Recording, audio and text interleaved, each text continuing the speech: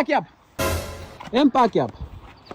Mbona spidi sana ambayo haijaruhusiwa kiserikali? Unamkimbilia mpenzi wako au? Sasa alikuwa kashalipia hela yake, sasa ndo namwishia utamu wake. Sasa unakimbia sana spidi ambayo haijaruhusiwa na serikali. Sasa unaweza kumpa kijana watu magonjwa kwa sababu kuna spidi sana. Namba leseni yako ya kudangia? Leseni sina, nimesahau. Kopi? Na kopi sina, hapa na simu tu. Sasa dadangu na simu tena kivipi sasa yani? Sababu unaweza kaenda kwa mkaka watu ukampa UTI magonjwa, ikaonekana kama sisi hatufanyi kazi. Si ndio? Mara mwisho wewe afya, umecheki lini? Mwezi uliopita. Na upo sawa kabisa, inji niko fresh yani, haina shida yoyote yani. Niko vizuri, sina gono, sina UTI, sina ugonjwa wote. Uko sawa kweli?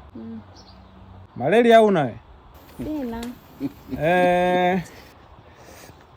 Mgeuka. Ona anayekumiliki ni kama anakujali sana, maana anakutengeneza. Hiyo nguo si mpya kabisa hiyo nguo. Hizo nywele kama umesuka jana. Anyway, hapa upite. Atakufuata baada ya siku 2, maana umependeza sana afu body imenani. Asante. Unataka kusemaje dadangu? Yaani hapa usipita, atakufuata baada ya siku 2. Nini dadangu sasa?